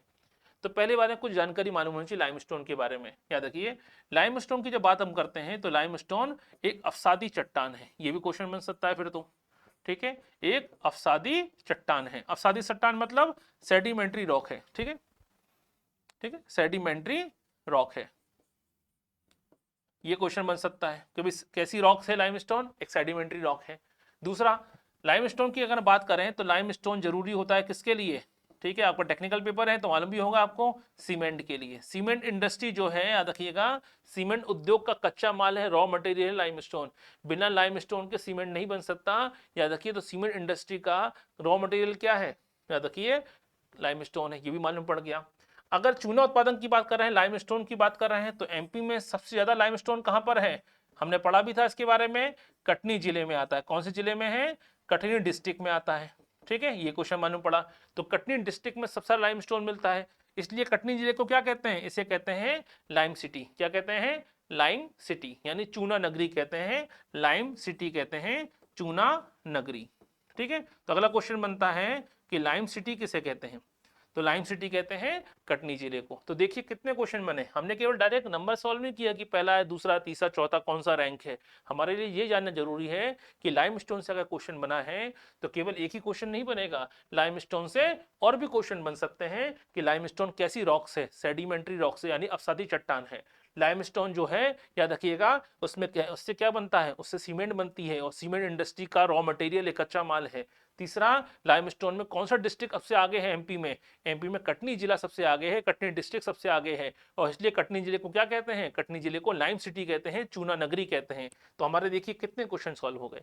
अगर लाइमस्टोन से रैंक पूछा गया है तो अगला क्वेश्चन ये भी बन सकता है कि लाइम सिटी किसे कहते हैं, कटनी को कहते हैं। क्लियर है, लाइमस्टोन कौन सी इंडस्ट्री का रॉ मटेरियल है, सीमेंट इंडस्ट्री का रॉ मटेरियल है। पेपर बहुत टफ अगर आ गया, ठीक है, थोड़ा सा लॉजिकल वाला क्वेश्चन आ गया, कॉन्सेप्चुअल क्वेश्चन अगर आ गया, वो क्वेश्चन पूछा गया कि लाइम सिटी या सॉरी लाइमस्टोन कैसी रॉक्स है, क्योंकि इग्निशियस है, सेडिमेंट्री है, मेटामॉर्फिक है, कैसी रॉक्स है, तो आंसर मालूम होना चाहिए सेडिमेंट्री रॉक्स है। अब क्वेश्चन आते हैं वापस पे कि भाई कौन सा स्थान है, तो याद रखिए सेकंड पोजीशन पर है, याद रखिए। क्लियर है, तो याद रखिए एमपी की पोजीशन कौन सी है लाइमस्टोन में, सेकंड है। अब जवाब देना तो बड़ा आसान था ना कि भाई कौन सा रैंक है, सेकंड रैंक है। लेकिन याद रखिए क्वेश्चन सॉल्व इसलिए नहीं कर रहे हैं कि हम केवल आंसर पता करना है, आंसर पता नहीं करना है, अगर जो क्वेश्चन पूछा गया है उससे रिलेटेड और कितने क्वेश्चन बन सकते हैं ये भी जानना हमारा काम है। यही बताने के लिए आपको ये महातांडव टेस्ट सीरीज शुरू की गई है। क्लियर है, तो देखिए 7 क्वेश्चन भले हमने सॉल्व किए हों, लेकिन 7 से ज्यादा 25 क्वेश्चन हम सॉल्व कर चुके होंगे। हर एक क्वेश्चन में 3 से 4 पॉइंट एक्स्ट्रा पढ़ रहे हैं हम लोग इसके बारे में। ठीक है, चलिए, तो हमने क्या देखा भाई, कौन सी रैंक है लाइमस्टोन में, सेकंड पोजीशन में है, सेकंड रैंक है हमारी। क्लियर है यहाँ तक, चलिए। अब आती है मध्य प्रदेश का कौन सा जिला हीरा उत्पादन में डायमंड में प्रथम स्थान पर है। अब याद रखिए मध्य प्रदेश की बात हो रही है। पहली बात तो ये कि इंडिया में मध्य प्रदेश की ही रैंक पहली है, इंडिया में फर्स्ट पोजीशन किसकी है डायमंड में, मध्य प्रदेश की फर्स्ट पोजीशन है। पहला क्वेश्चन तो ये मालूम होना चाहिए। दूसरा, जब हम एमपी की बात करते हैं तो एमपी में किसकी पोजीशन है, तो एमपी में याद रखिएगा मध्य प्रदेश में एक डिस्ट्रिक्ट है पन्ना, मध्य प्रदेश में डिस्ट्रिक्ट है सतना, मध्य प्रदेश में डिस्ट्रिक्ट है छतरपुर। ये 3 डिस्ट्रिक्ट ऐसी हैं मध्य प्रदेश में जहां से बड़ी मात्रा में क्या मिलता है, डायमंड मिलता है, याद रखिएगा। अब यहां से क्वेश्चन क्या आ सकते हैं वो देखिए कि भाई इन 3 जिलों की बात हो रही है, ठीक है, तो क्वेश्चन क्या क्या है, पन्ना है, छतरपुर है, टीकमगढ़ है और रीवा है। सतना तो लिखा ही नहीं है इसमें। पहली बात तो ये रीवा और टीकमगढ़ तो नहीं हो सकते क्योंकि टॉप 3 स्टेट डिस्ट्रिक्ट तो ये है, टॉप 3 डिस्ट्रिक्ट तो यही है, पन्ना, छतरपुर और सतना। तो टीकमगढ़ और आपके रीवा तो हो ही नहीं सकते। अब बचा कौन, छतरपुर या पन्ना, यही बचा है। लेकिन याद रखिए पन्ना को हम लोग कहते हैं हीरा नगरी, ठीक है, क्या कहते हैं, डायमंड सिटी कहते हैं, हीरा नगरी कहते हैं, याद रखिएगा। तो पन्ना को क्या कहते हैं, डायमंड सिटी कहते हैं मध्य प्रदेश में। क्लियर यहां तक, कोई समस्या इसमें। यही कारण है कि पन्ना में ही बनाया जा रहा है डायमंड पार्क, यानी हीरा पार्क कहां बन रहा है, एक और क्वेश्चन हो गया, याद रखिए डायमंड पार्क कहां बनाया जा रहा है, डायमंड पार्क बनाया जा रहा है पन्ना में। क्लियर है, कोई दिक्कत इसमें, तो एक और क्वेश्चन सॉल्व हो गया कि हीरा नगरी किसे कहते हैं, दूसरा क्वेश्चन डायमंड पार्क किसे कहते हैं, तीसरा क्वेश्चन मध्य प्रदेश के 3 टॉप 3 स्टेट डिस्ट्रिक्ट कौन कौन से हैं, पन्ना, छतरपुर और सतना। क्लियर है यहाँ तक, याद रखिए। तो आंसर क्या आएगा इसमें? अगर आप क्वेश्चन डायरेक्ट सीधा पूछें तो हीरा नगरी किसे कहते हैं? पन्ना को कहते हैं, इसलिए सही आंसर आएगा इसका पन्ना। क्या आएगा? पन्ना डिस्ट्रिक्ट। यानी मध्य प्रदेश में जो पन्ना डिस्ट्रिक्ट है यही डायमंड प्रोडक्शन में टॉप पर है। यहाँ से क्वेश्चन हमारा सॉल्व हो जाता है। तो पूरे इंडिया में एमपी की फर्स्ट पोजीशन है, एमपी में पन्ना की पहली पोजीशन है, एमपी में पन्ना के अलावा छतरपुर और याद रखिए सतना डिस्ट्रिक्ट भी प्रोडक्शन होता है बड़े पैमाने पर डायमंड का। क्लियर है यहाँ तक? याद रखिएगा। इसके अलावा एक और क्वेश्चन सॉल्व हो जाएगा, डायमंड सिटी किसे कहते हैं, हीरा नगरी किसे कहते हैं मध्य प्रदेश में, याद रखिएगा। दूसरा क्वेश्चन, डायमंड पार्क कहाँ पर है, ये भी मालूम पड़ गया, पन्ना में बनने वाला है। क्लियर है यहाँ तक? याद रखिए। हाँ, एक और क्वेश्चन बन सकता है, डायमंड म्यूजियम कहाँ पर है, डायमंड म्यूजियम है छतरपुर के खजुराहो में। आपने नाम सुना ही होगा खजुराहो का, ठीक है, खजुराहो में बनने वाला है डायमंड म्यूजियम, पार्क नहीं। डायमंड पार्क कहाँ बनेगा? पन्ना में। डायमंड म्यूजियम कहाँ बनेगा? छतरपुर के खजुराहो में। तो देखिए, एक केवल डायमंड पढ़ने से इतने क्वेश्चन सॉल्व हो सकते हैं। यानी हमने एक क्वेश्चन सॉल्व नहीं किया, हमने इससे रिलेटेड 5 क्वेश्चन और जो बन सकते हैं वो भी देख लिए डायमंड के बारे में। ठीक है, तो याद रखिए, सबसे बड़ी खान कौन सी है? पन्ना जिले में आती है मझगांव खान, सबसे बड़ी खान है। यही कारण है कि पन्ना डायमंड प्रोडक्शन में सबसे आगे है। ठीक है, तो मझगांव खान भी मालूम होना चाहिए आपको, पन्ना डिस्ट्रिक्ट में आती है। चलिए अब आते हैं क्वेश्चन नंबर 9 पर। क्वेश्चन नंबर 9 क्या कहता है उसको देखिए। कहा जा रहा है कि डायमंड का उत्खनन, माइनिंग कौन करता है? मध्य प्रदेश में डायमंड का माइनिंग करता कौन है, ये क्वेश्चन पूछा जा रहा है। तो पहली बात तो ये देखिए, रिलायंस इंडस्ट्री तो करेगी नहीं। रिलायंस इंडस्ट्री ज्यादातर कैसे जुड़ी हुई है? पेट्रोकेमिकल से जुड़ी हुई इंडस्ट्री है, याद रखिएगा। चाहे वो टेलीकॉम हो, जियो हो, चाहे वो आपके पावर सेक्टर की कंपनी हो तो रिलायंस पावर है उनके पास। रिलायंस इंडस्ट्री ज्यादा पेट्रोकेमिकल्स, टेलीकम्युनिकेशन, ठीक है, और आपके रिटेल से जुड़ी कंपनी है अपने आप में। इसका डायमंड से कोई अभी हाल फिलहाल कोई लेना देना नहीं है। बात अलग है, इस सेक्टर में भी आ जाएंगे धीरे धीरे भविष्य में, लेकिन अभी हाल फिलहाल तो रिलायंस ऐसा कोई माइनिंग वाला काम मध्य प्रदेश में नहीं करता है। ठीक है, याद रखिएगा। इसके अलावा देखिए, हाँ, रिलायंस पावर जरूर करता है। रिलायंस पावर ने ही शहडोल में ढूंढा था सीबीएम। क्या सीबीएम? कोल्ड ब्रेड मीथेन ढूंढा है शहडोल जिले में, लेकिन वो रिलायंस पावर है, रिलायंस इंडस्ट्री नहीं है, याद रखिएगा। ठीक है, तो पहला रिलायंस इंडस्ट्री तो नहीं हो सकता। ठीक है, याद रखिए। दूसरा क्वेश्चन क्या है? ठीक है, तो रिलायंस इंडस्ट्री तो नहीं है आंसर। दूसरा क्वेश्चन है हिंदुस्तान कॉपर। अब डायमंड कॉपर कौन है? कॉपर तो अलग है, तांबा होता है, तो इसके लिए तो हिंदुस्तान कॉपर लिमिटेड बनी हुई है, एचसीएल बनी हुई है। ऐसे ये कंपनी है हिंदुस्तान जिंक लिमिटेड, वो जिंक निकालती है, ये कॉपर निकालती है। डायमंड से कोई मतलब ही नहीं है। तीसरा, ऊर्जा विकास निगम। तो क्या डायमंड ऊर्जा रिसोर्सेस है, एनर्जी सोर्स है हमारा? नहीं, डायमंड से कोई ऊर्जा नहीं मिलती है। डायमंड तो अपने आप में क्या है? डायमंड तो इंडस्ट्री में काम आता है, डायमंड तो आपके आभूषण उद्योग में काम आता है। ठीक है, याद रखिएगा। तो ऊर्जा तो है नहीं, तो ऊर्जा का कोई सोर्स है क्या? डायमंड नहीं है, तो ऊर्जा निगम क्यों आएगा इसमें? सीधी सी बात है। बचा कौन? ठीक है, राष्ट्रीय खनिज विकास निगम, यानी NMDC, national mineral development corporation.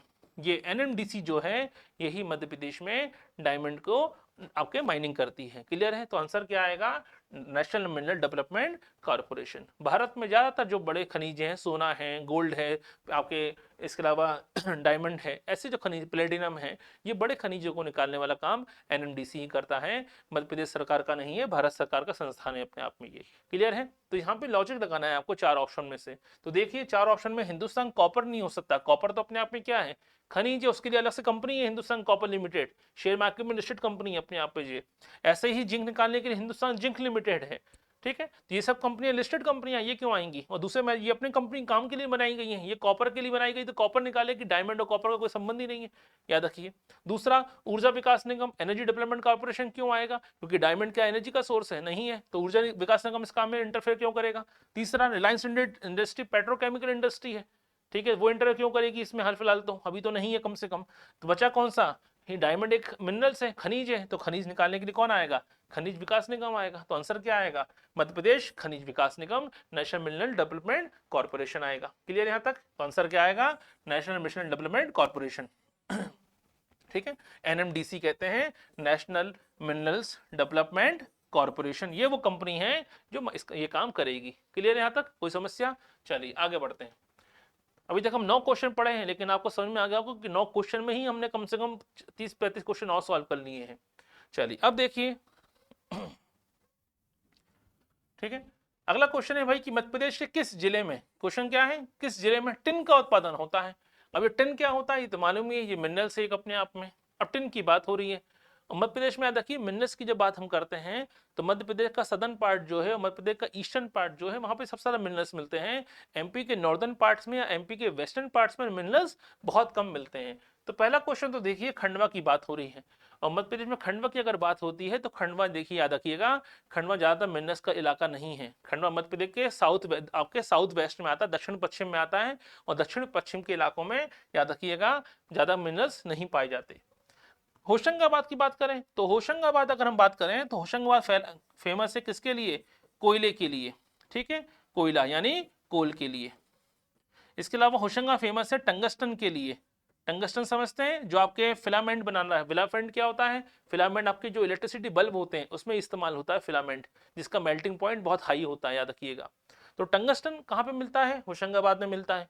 Hoshangabad में टिन का उत्पादन नहीं होता। खंडवा में तो टिन होता ही नहीं है, खंडवा में ज्यादातर मिनरल्स पाए नहीं जाते, याद रखिएगा। बचा क्या? बालाघाट और बैतूल। बालाघाट फेमस है किसके लिए? मैग्नीज के लिए। किसके लिए फेमस है? मैग्नीज के लिए। और बालाघाट फेमस है किसके लिए? तांबे के लिए, कॉपर के लिए। हमने पढ़ा भी था तांबा, यानी याद रखिए हमने पढ़ा था मलाजखंड का इलाका, उसे कॉपर सिटी कहते हैं, बालाघाट में है। हमने पढ़ा था भारवेली, भारवेली को क्या याद रखिएगा, उसे मैग्नी सिटी कहते हैं। बालाघाट को, भारवेली के इलाके को। सबसे बड़ी माइन है एमपी में, याद रखिए भारवेली का इलाका, जो मैग्नीज के लिए फेमस है। तो बालाघाट फेमस है दो मिनरल्स के लिए, मैग्नीज और कॉपर के लिए। खंडवा में ज्यादातर मेटल नहीं पाए जाते, मिनरल्स नहीं पाए जाते। होशंगाबाद फेमस है कोल के लिए और टंगस्टन के लिए। बचा क्या? बैतूल। बैतूल फेमस है दो चीजों के लिए, एक है टिन और दूसरा है ग्रेफाइट। क्लियर है? तो टिन और ग्रेफाइट ये दो ऐसे मिनरल्स हैं जो सबसे ज्यादा मिलते हैं कहां पर? बैतूल जिले से। तो बैतूल से आपके दो क्वेश्चन और सॉल्व हो गए। अभी क्वेश्चन पूछा गया है किस जिले में टिन का उत्पादन होता है, तो आंसर आपने लगा दिया बैतूल। लेकिन एक और क्वेश्चन बन सकता है कि मध्य प्रदेश में ग्रेफाइट का प्रोडक्शन सबसे ज्यादा कहां से होता है, तो भी आंसर क्या आएगा? तब भी आंसर आएगा बैतूल। तो सही आंसर क्या आएगा इसका? सही आंसर आएगा इसका बैतूल। क्यों? क्योंकि बालाघाट फेमस है मैग्नीज और कॉपर के लिए, होशंगाबाद फेमस है टंगस्टन और कोल के लिए। ठीक है, खंडवा के इलाकों में मिनरल्स नहीं मिलते, याद रखिए। साउथ वेस्ट इलाका है एमपी के, साउथ वेस्ट एमपी का वेस्टर्न पार्ट, एमपी का नॉर्थ वेस्ट इलाकों में मिनरल्स नहीं मिलते। एमपी के सदर्न और ईस्टर्न पार्ट में ही मिनरल्स यानी खनिज संसाधन प्राप्त होते हैं। तो आंसर क्या आएगा? टिन और ग्रेफाइट के लिए फेमस है बैतूल। तो यहाँ से क्वेश्चन पूछा गया टिन के लिए, लेकिन मान लीजिए एक और क्वेश्चन बन सकता है कि एमपी में सबसे ज्यादा ग्रेफाइट कहाँ से आता है, तो आंसर क्या आएगा? तब भी आंसर बैतूल ही आएगा आपका। तो सही आंसर क्या हुआ इसका? बैतूल।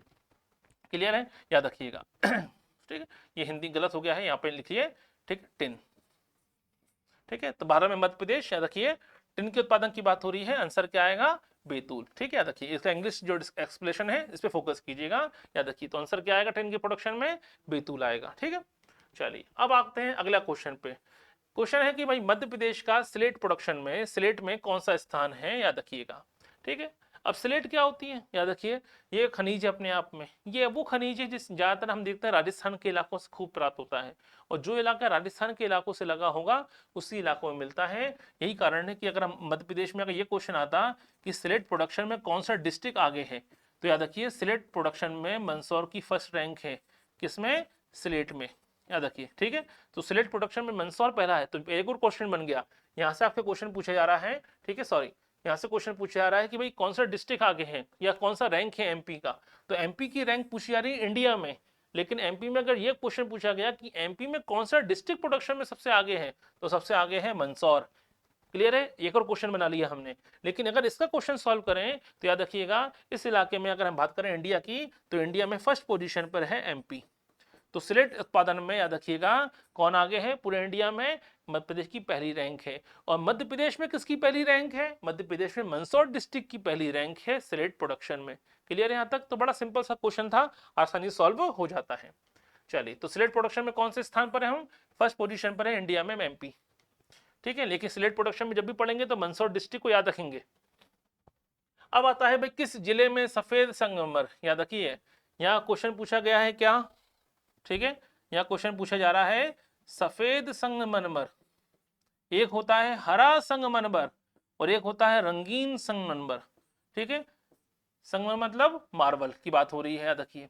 तो भाई व्हाइट मार्बल, ग्रीन मार्बल और कलरफुल मार्बल क्वेश्चन बन सकता है। अगर एग्जाम में आपसे क्वेश्चन, अगर आपको सामने केवल एक क्वेश्चन दिख रहा है कि सफेद संगमरमर कहाँ पाया जाता है और आप इसी को पढ़ के बैठे आए और एग्जाम में क्वेश्चन अगर आ गया कि हरा संगमरमर कहाँ पाया जाता है, ग्रीन मार्बल कहाँ पाया जाता है, तो आपसे क्वेश्चन गलत हो जाएगा, क्योंकि आपने एक ही क्वेश्चन सॉल्व करके आए हैं। इसलिए टेस्ट सीरीज जरूरी होती है। इसलिए इस महातांडव टेस्ट सीरीज को ज्वाइन कीजिए और अपनी परफॉर्मेंस को बेहतर बनाइए। तो सफेद संगमरमर की बात हो रही है, व्हाइट मार्बल की बात हो रही है। तो व्हाइट मार्बल तो मालूम है, चलो क्वेश्चन बस एक ही, लेकिन मान लीजिए अगला क्वेश्चन क्या आ गया, ग्रीन मार्बल कहाँ मिलता है। अगला क्वेश्चन आ गया कलरफुल मार्बल कहाँ मिलता है, तो पेपर और गलत हो जाएगा। तो हमारा एक क्वेश्चन था लेकिन हमने 3 आंसर निकालने हैं हमें। तो सफेद संगमरमर मिलता है हमें भेड़ाघाट में, ठीक है। अब भेड़ाघाट कहाँ पर है ये मालूम ही है, भेड़ाघाट है कहाँ पर, जबलपुर में। कहाँ पर है, जबलपुर में। हमने पढ़ा भी था मिनरल्स वाले टॉपिक्स में।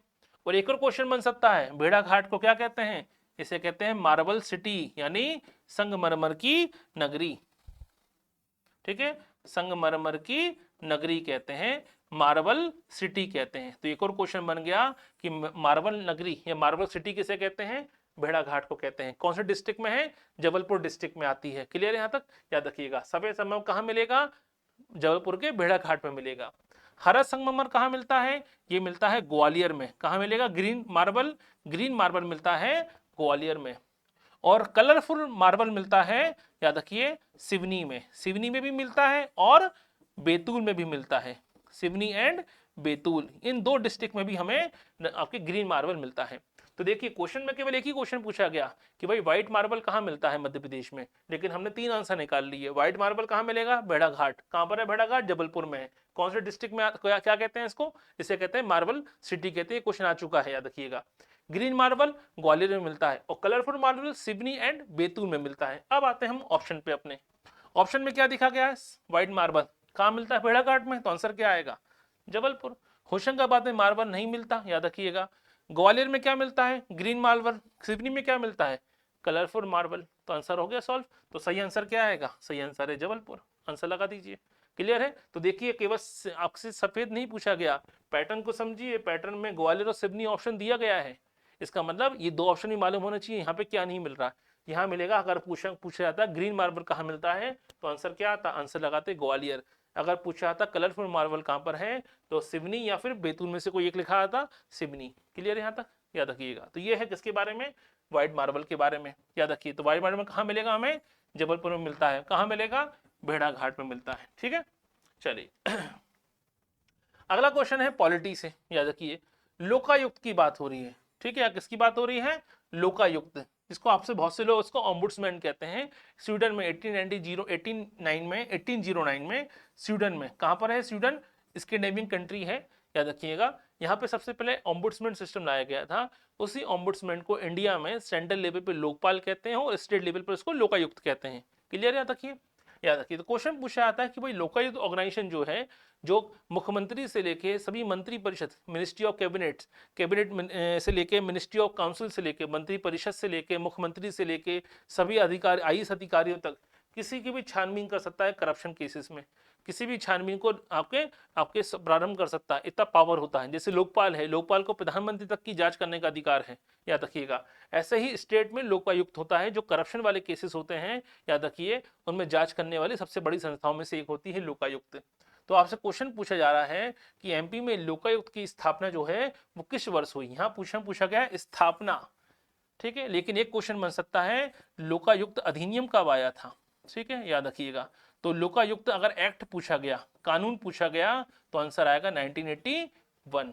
लेकिन यहाँ पे एक्ट की बात हो रही है, कब एक्ट पास हुआ, तो लोकायुक्त एक्ट 1981 में पास हुआ है। लेकिन ऑप्शन में क्वेश्चन है, ऑप्शन है आपका कि भाई लोकायुक्त की स्थापना कब हुई, तो स्थापना आएगी 1982 में, 1982 में।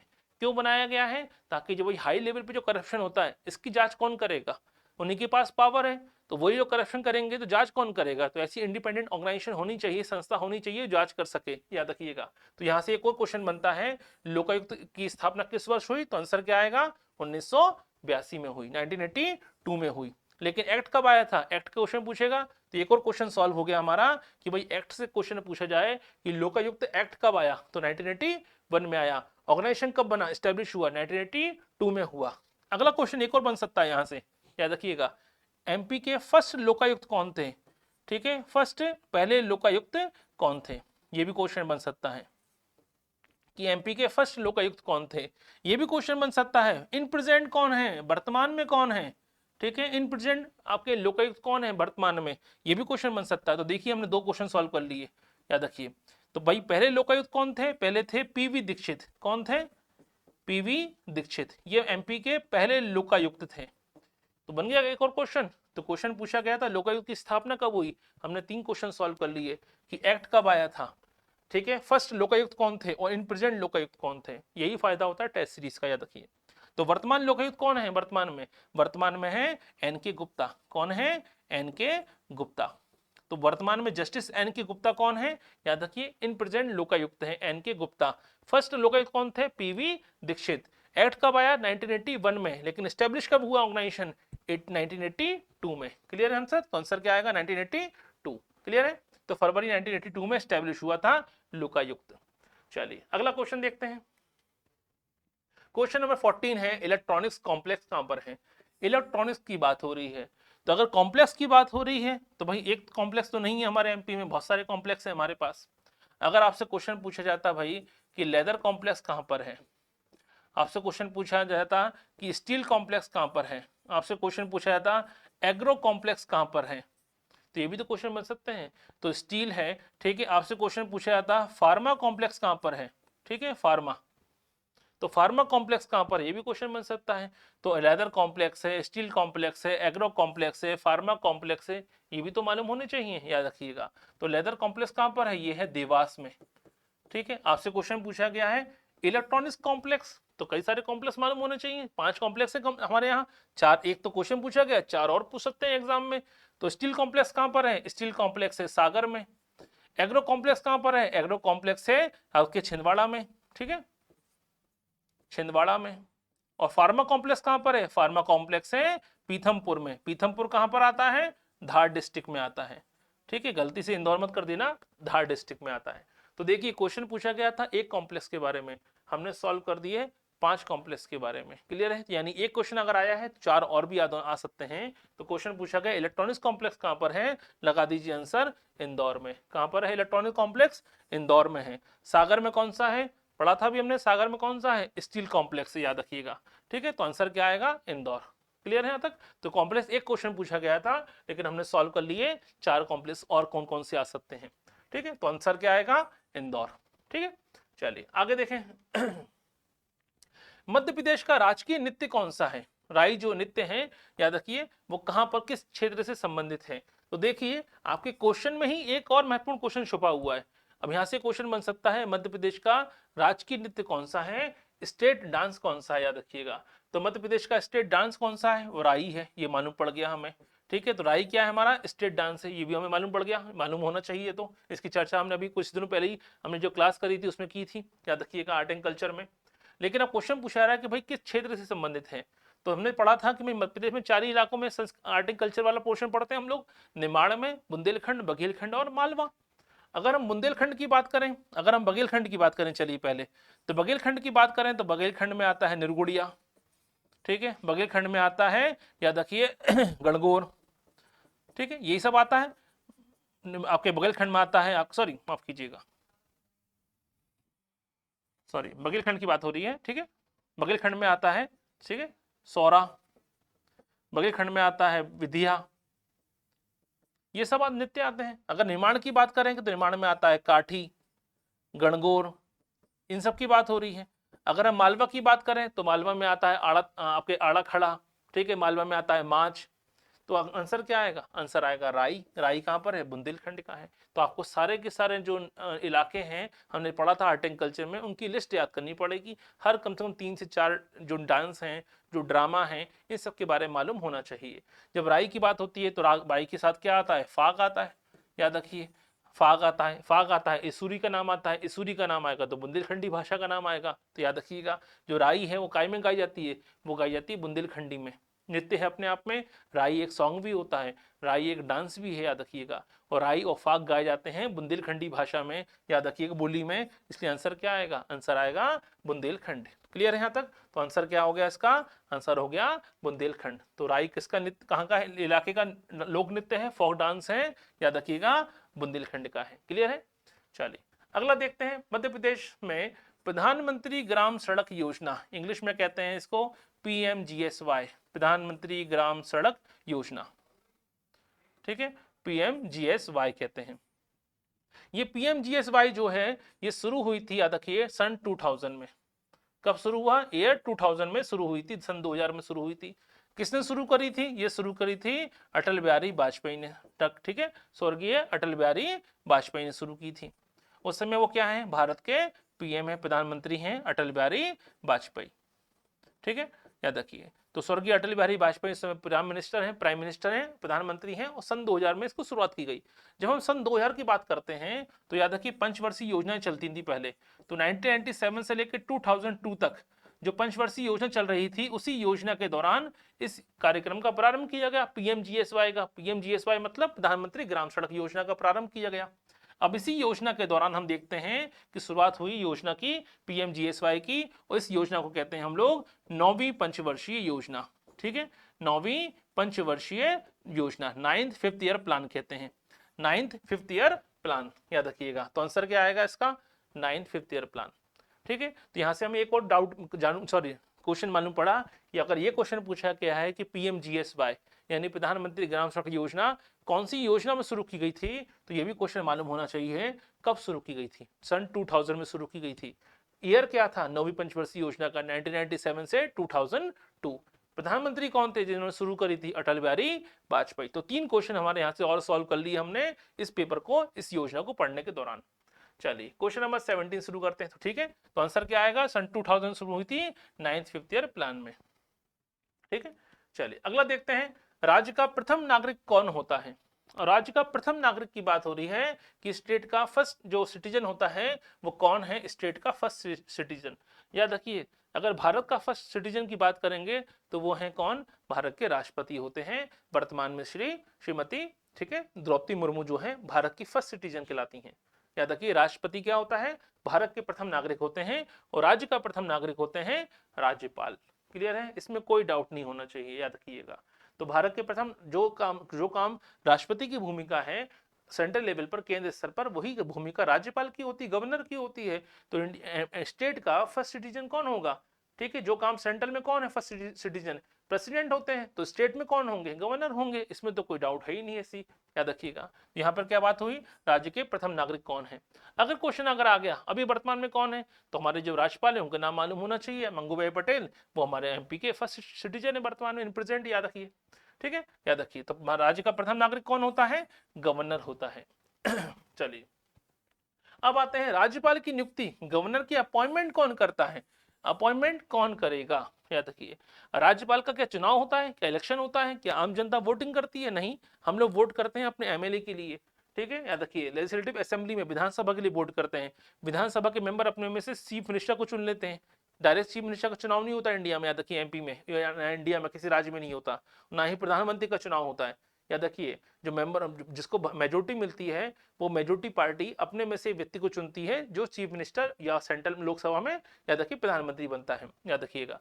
तो यहाँ पे बात हो रही है अपॉइंटमेंट की, यहाँ पे याद रखिए इलेक्शन की बात नहीं हो रही है।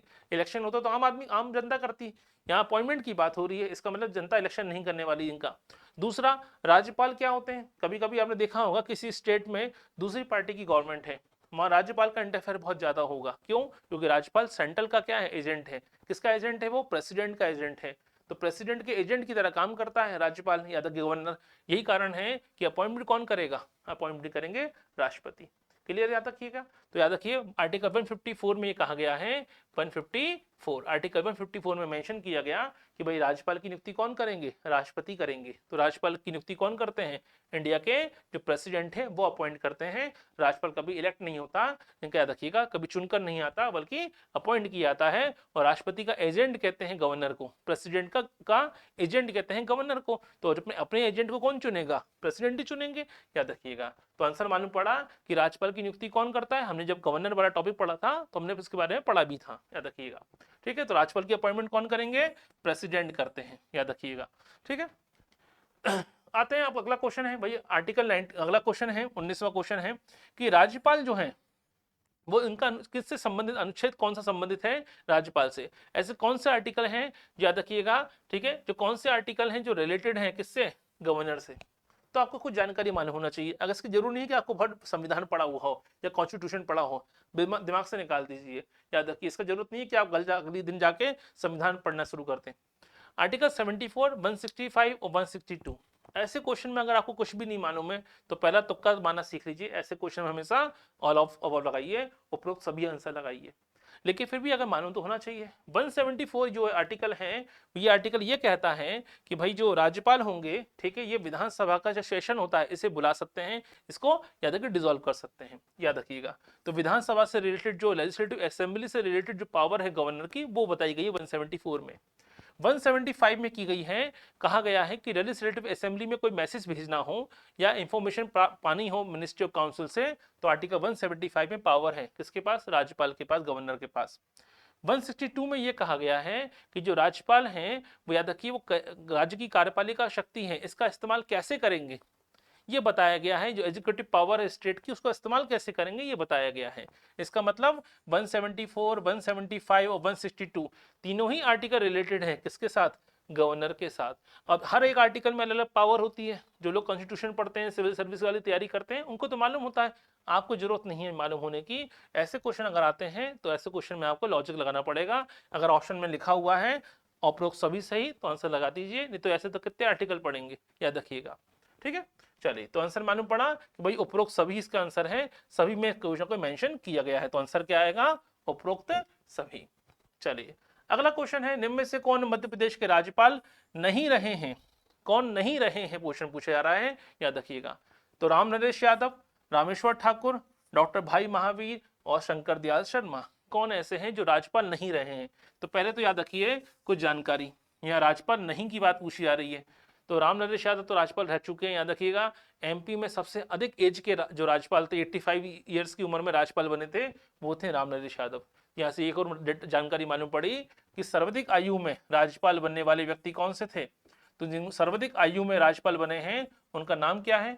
ठीक है, राम नरेश यादव एमपी के एक पहले राज्यपाल हैं जो सबसे ज्यादा आयु में बने। पहले राज्यपाल तो पट्टाभी सीतारामैया है, लेकिन मैक्सिमम एज में राज्यपाल बनने वाले व्यक्ति कौन है? राम नरेश यादव हैं। फिर आते हैं रामेश्वर ठाकुर, ये भी राज्यपाल रह चुके हैं। फिर आते हैं भाई महावीर, इनका जन्म लाहौर में हुआ था। हमने जब गवर्नर वाला टॉपिक पढ़ा था, राज्यपाल वाला टॉपिक पढ़ा था, उसमें हमने देखा भी था, याद रखिए, जानने का प्रयास भी किया था। ये एकमात्र ऐसे राज्यपाल हैं जिनका जन्म इंडिया में नहीं हुआ था, इनका जन्म आजादी से पहले लाहौर में हुआ था, याद रखिएगा। ठीक है, बात आती है शंकर दयाल शर्मा की। हमने जब पर्सनैलिटी वाला टॉपिक पढ़ा था तो शंकर दयाल शर्मा के बारे में पढ़ा था। भोपाल स्टेट के पहले सीएम थे और 1992 में, याद रखिए, भारत के प्रेसिडेंट बने थे। तो मध्य प्रदेश के पहले व्यक्ति हैं जो राष्ट्रपति बने, प्रेसिडेंट बने 1992 से लेकर 1997 तक, याद रखिए, इंडिया के प्रेसिडेंट रहे हैं। कौन? आपके डॉक्टर शंकर दयाल शर्मा। तो ये प्रधानमंत्री राष्ट्रपति बने हैं, राज्यपाल नहीं। तो हमारा आंसर क्या आएगा? आंसर आएगा शंकर दयाल शर्मा। क्लियर है यहाँ तक? क्यों? क्योंकि 1992 में क्या बने थे? याद रखिए, राष्ट्रपति बने हैं, ना कि राज्यपाल। तो ये है हमारे 20 क्वेश्चन का एक समराइज, हमने समरी तैयार करी कि इससे रिलेटेड जो हमें और क्या क्या क्वेश्चन आ सकते हैं। तो हमने केवल 20 क्वेश्चन सॉल्व नहीं किए, हमने 20 से लगभग 50 क्वेश्चन सॉल्व किए हैं। हमने हर एक क्वेश्चन के अंदर जो डेटा छुपा हुआ है, जो ऑप्शन का डेटा आ सकता है, वो भी जानने का हमने प्रयास किया है। ये सीरीज ऐसी ही आगे बढ़ती रहेगी, महातांडव सीरीज में आपके ऐसे ही पेपर सॉल्व हम करते रहेंगे। क्लियर है यहाँ तक? चलिए, इसके अलावा देखिए, ये सीरीज में आपको 20 क्वेश्चन हम कोशिश करेंगे कम से कम 20 क्वेश्चन आपको प्रतिदिन इसमें एक लेक्चर में मिल सके। आप प्रिंसिपल ग्रेड का आपका एग्जाम होने वाला है, टेक्निकल एग्जाम, इससे रिलेटेड आपको डेली 100 क्वेश्चन की टेस्ट सीरीज आपको उपलब्ध कराई जा रही है। लगभग 4000 से ज्यादा क्वेश्चन का कलेक्शन आपको उपलब्ध कराया जाएगा इसके लिए। इसके अलावा जानकारी देखें तो लक्ष्य बैच में आपको जो, अगर आपने अभी भी ज्वाइन नहीं किया है, ठीक है, अगर आप जल्दी से जल्दी ज्वाइन करके अपनी परफॉर्मेंस को बेहतर बना सकते हैं, एग्जाम की डेट पास में है, याद रखिए। तो इस बैच को ज्वाइन करके और अपनी परफॉर्मेंस को बेहतर बनाइए, अपने कोर्स को पूरा कीजिए।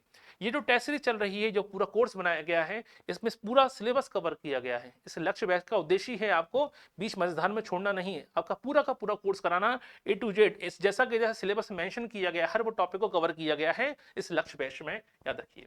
मिलते हैं अगली क्लास में, और हम आप चाहें तो हमसे आप ज्वाइन कर सकते हैं हमें, ठीक है, फेसबुक के माध्यम से, इंस्टाग्राम के माध्यम से और टेलीग्राम के माध्यम से भी। वहां पे भी आप जानकारी प्राप्त कर सकते हैं हमारे कोर्सेज के बारे में, हमारी टेस्ट सीरीज के बारे में। तो मिलते हैं नेक्स्ट क्लास में, नेक्स्ट अगले लेक्चर में। Till then, good bye.